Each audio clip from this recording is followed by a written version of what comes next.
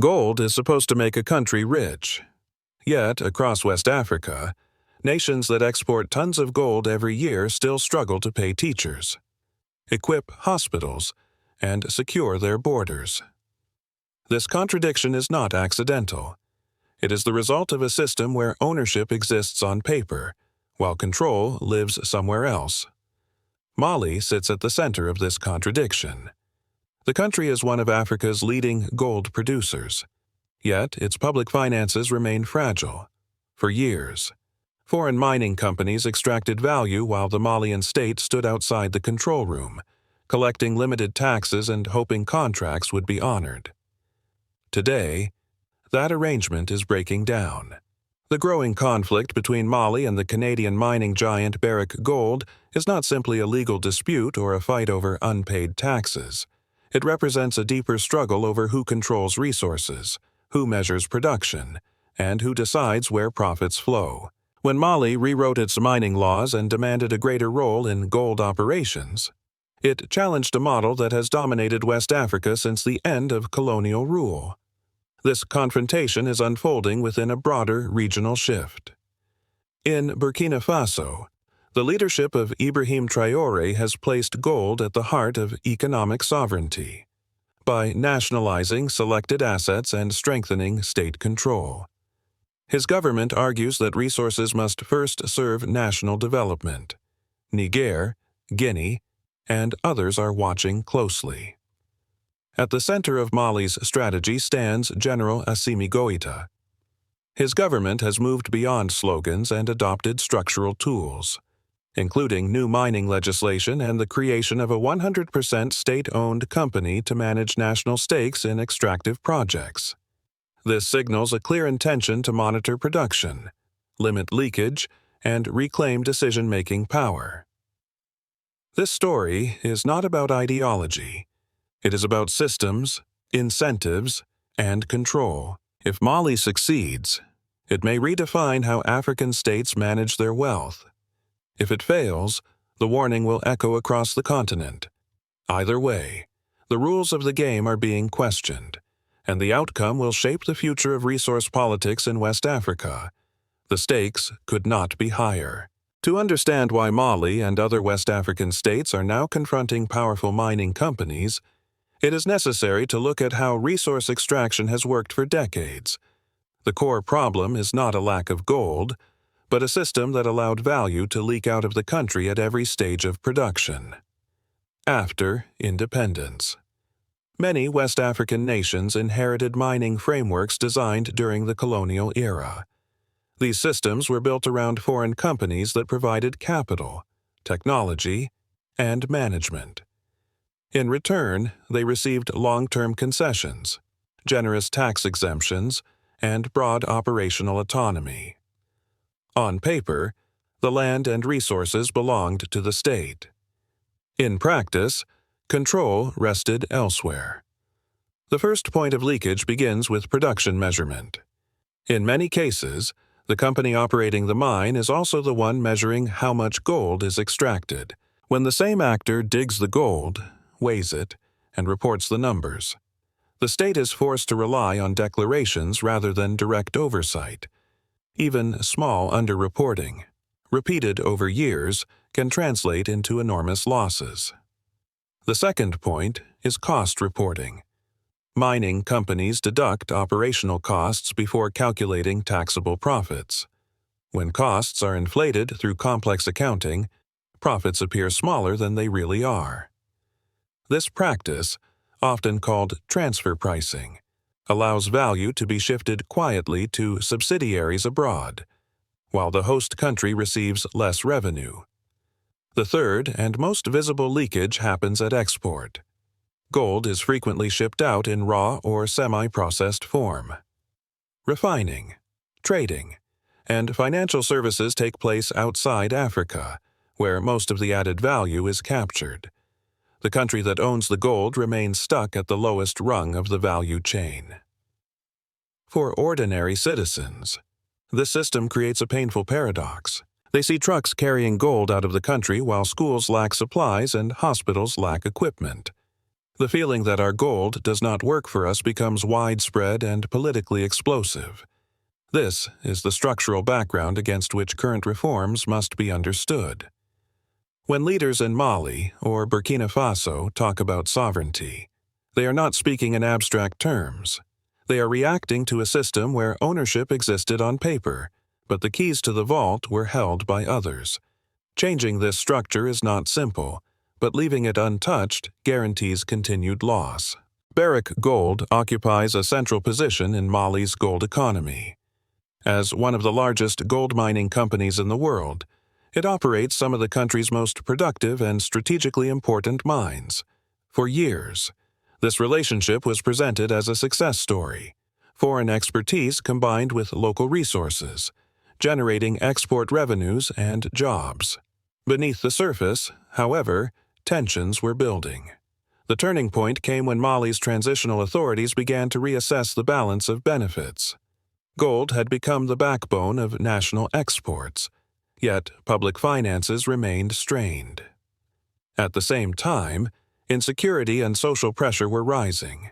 In this context, the government concluded that simply collecting taxes was no longer sufficient. Control, transparency, and participation became the new priorities. Mali's revised mining framework challenged long-standing arrangements. The state demanded clearer reporting of production, stricter compliance with tax obligations, and a larger share of value through equity participation. For Barrick Gold, this represented a fundamental shift. What had once been a relatively predictable operating environment was now subject to renegotiation and political scrutiny. The dispute quickly escalated. Authorities accused the company of failing to meet financial obligations under the new rules, while Barrick warned of legal uncertainty and defended its contractual rights. Offices were closed, operations disrupted, and the conflict spilled into international arbitration arenas. What appeared in headlines as a tax disagreement was, in reality, a clash between two different models of resource governance. One model treats the state as a regulator and tax collector, largely removed from daily operations. The other insists that the state must sit inside the system, with access to data, decision-making, and oversight. Mali's leadership chose the second path. From its perspective, without direct involvement, sovereignty remained symbolic for many Malians. The confrontation resonated deeply. It echoed long-standing frustrations about seeing wealth leave the country with limited visible impact on daily life. The government framed its actions as an effort to restore fairness and national dignity. Barrick, meanwhile, viewed the measures as a breach of stability and a warning sign to investors. This is why the Barrick Gold case matters beyond Mali. It is not about one company or one contract. It is about whether African states can move from passive ownership to active control. The outcome will influence how future governments negotiate, how companies assess risk, and how citizens judge the legitimacy of those who rule in their name. Burkina Faso provides the clearest example of how resource sovereignty can be turned from rhetoric into policy. Under the leadership of Ibrahim Traore, gold has been redefined not as a commodity to be exported as quickly as possible, but as a strategic foundation for national survival and long-term independence. Traore came to power in a country facing severe insecurity, weak finances, and widespread public frustration. In this context, speaking about abstract reforms was not enough. The leadership needed a concrete symbol that the state was reclaiming control. Gold became that symbol. Burkina Faso is one of Africa's significant gold producers. Yet for years, the benefits were thinly felt by the population. Traore framed this imbalance as a structural injustice rather than a technical problem. The government moved toward nationalizing selected gold mining assets and transferring them to a state-owned mining company. This was not done across the entire sector, but in a targeted manner. Strategic sites were prioritized, allowing the state to gain operational experience while limiting exposure to excessive risk. The message was clear: the state would no longer remain a silent shareholder while others controlled the flow of wealth. At the same time, Burkina Faso strengthened its legal framework to increase the state's participation in mining projects. This included higher free carried interests and clearer rules on profit sharing. The objective was not to expel foreign companies, but to rebalance relationships. Investors could still operate, but under conditions where national interests were no longer secondary. The economic impact of these measures is still unfolding, but politically the effect has been immediate. Many citizens viewed the actions as a long overdue correction. In a region where governments are often accused of serving external interests, Traore's stance helped consolidate domestic support. Gold was presented as a national asset that should fund security, infrastructure, and social services, not disappear through opaque arrangements. Burkina Faso's approach matters because it created a visible precedent. It showed neighboring countries that stronger state involvement was possible, even under difficult circumstances. For Mali, this example carried weight. It demonstrated that confronting entrenched mining structures was not necessarily an act of isolation, but a strategic choice aimed at regaining leverage. In this sense, Ibrahim Traore reshaped the conversation. He shifted the debate from whether a poor country should accept unfavorable terms for the sake of investment, to whether it could afford not to challenge a system that consistently failed to deliver development. That shift continues to influence the region. Assimi Goïta's approach to resource control in Mali differs in style from Burkina Faso, but not in direction. Rather than relying primarily on nationalization, Goïta has pursued a strategy focused on structure, law, and permanent control mechanisms. His objective has been to ensure that the Malian state is no longer a passive observer in its most important industry. At the center of this strategy is a new legal framework for mining. By revising the mining code, Mali redefined the role of the state from a distant regulator to an active participant. The new rules allow the government to hold equity stakes in mining projects and to increase its share during the early stages of production. This shift is crucial because ownership creates access. Equity provides the right to information, insight into costs, and a voice in key decisions. Law alone, however, is not enough. Goïta's government understood that paper rights without operational tools would repeat past failures. This is why Mali created a company that is fully owned by the state to manage national interests in extractive projects. Through this entity, the government can sit inside joint ventures, monitor production data, and follow revenue flows in real time. This model targets the core sources of resource leakage, when the state has direct access to production figures. Underreporting becomes harder when it can observe cost structures. Artificial inflation of expenses becomes easier to detect. When it participates in decision-making, exports and sales are no longer completely opaque. In short, control moves from theory to practice. The confrontation with large mining companies, including Barrick Gold, must be understood in this context. The dispute is not simply about unpaid obligations or contractual disagreements. It reflects resistance to a system in which the state no longer accepts being excluded from operational control. For companies accustomed to wide autonomy, this represents a significant loss of influence. Politically, this strategy allows Goïta to frame resource control as an institutional reform rather than a populist gesture.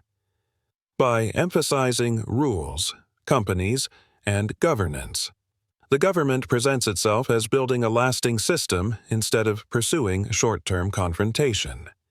This distinction matters in a country seeking stability and legitimacy. Assimi Goïta's bet is clear: by embedding the state inside the mining sector.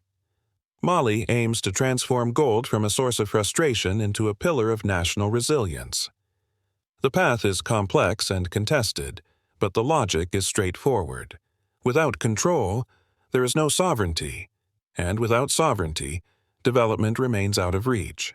Western reactions to Mali's tightening grip over its gold sector have followed a familiar pattern.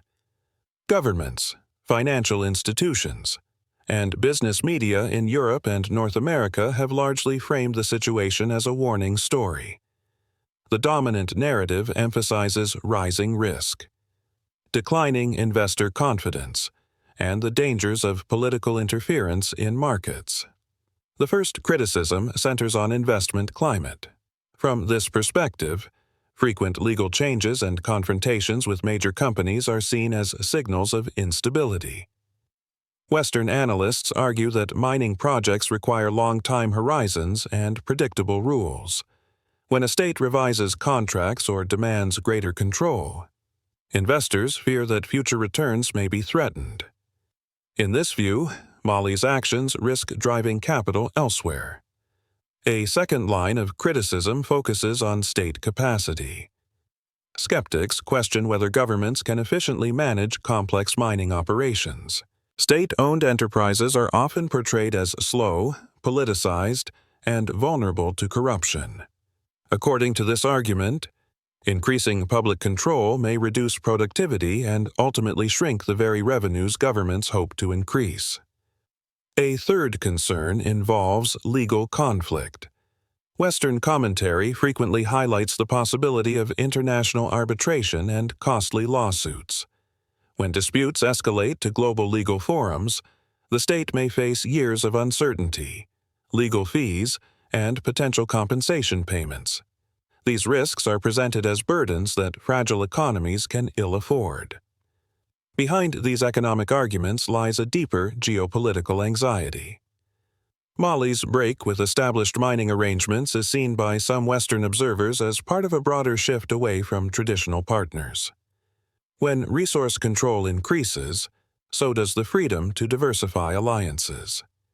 For countries accustomed to privileged access, this represents a strategic loss, yet these criticisms often rest on an incomplete picture. They assume that the previous system was neutral, efficient, and beneficial to host countries. In reality, that system produced decades of extraction with limited development outcomes. Stability existed, but it was stability for investors, not necessarily for citizens. From Mali's perspective, the greater risk lies in doing nothing. Accepting permanent leakage, weak oversight, and symbolic ownership offers predictability, but guarantees underdevelopment.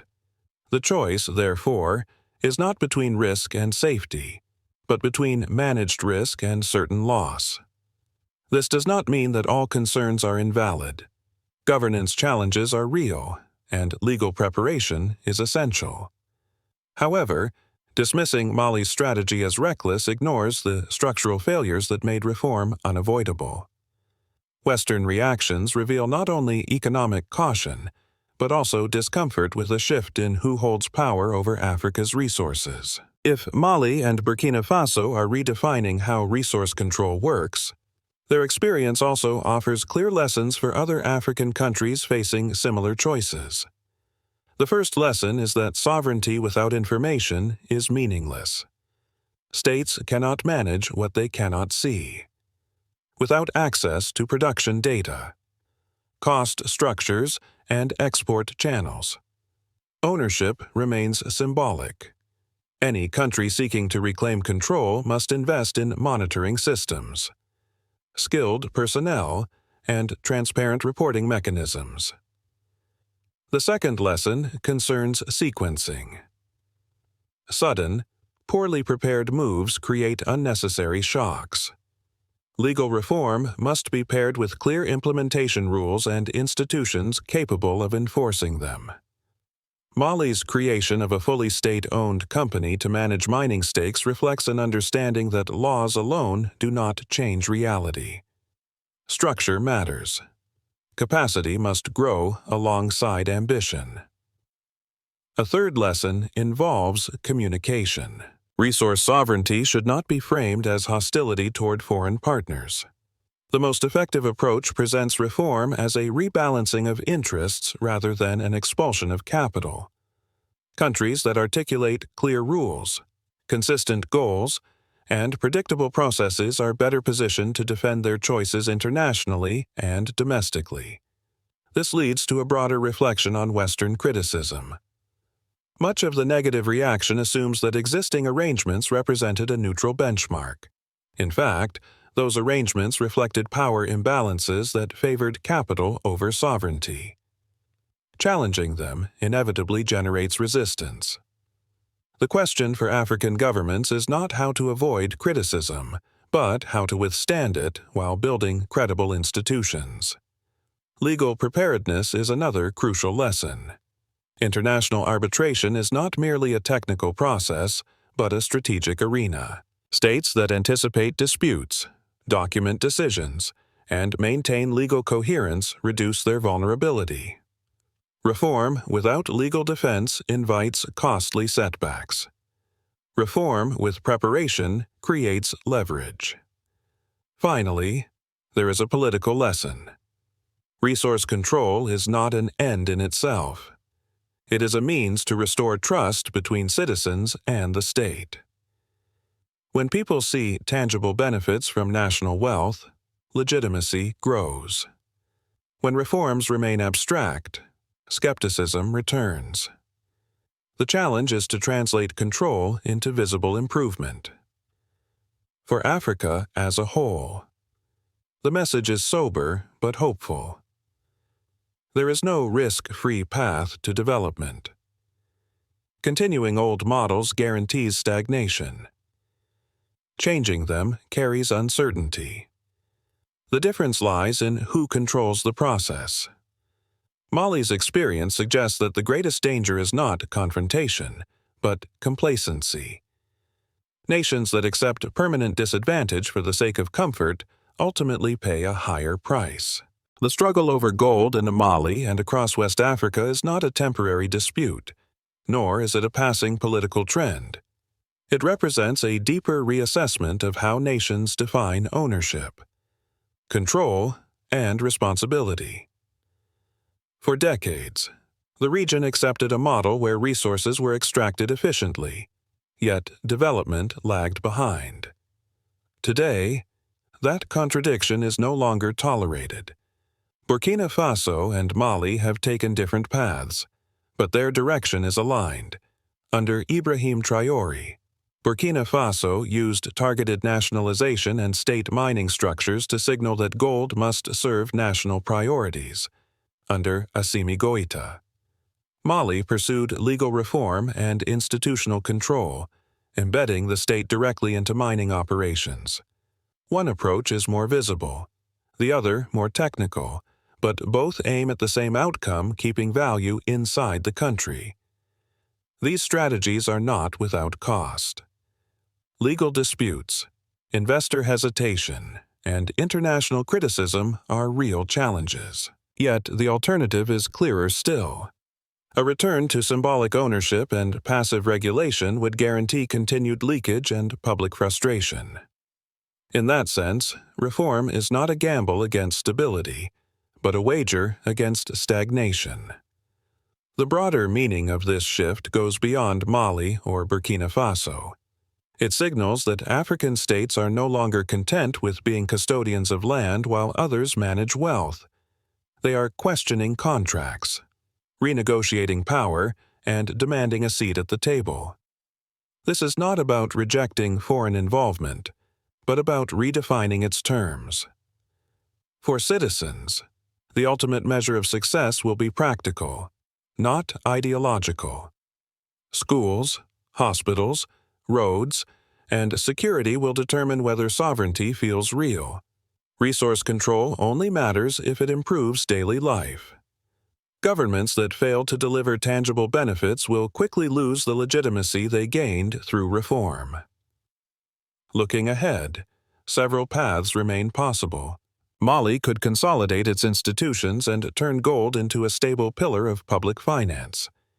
It could become trapped in prolonged legal battles that drain energy and resources. Or it could be pushed back toward old arrangements under external pressure. None of these outcomes is predetermined. Each depends on governance, discipline, and strategic patience. One lesson stands out clearly. There is no neutral system in resource extraction. Every framework reflects a balance of power. For years, that balance favored external actors. The current moment marks an attempt to reset it. Whether this reset succeeds will shape not only national economies, but the political confidence of a continent. In the end, the question is simple but profound. Will Africa remain a source of raw materials for others to manage, or will it become an active architect of its own wealth? The answer is being written now, in mines, courtrooms, and policy rooms across West Africa. Understanding this process is the first step toward ensuring it leads to genuine independence rather than another cycle of lost opportunity.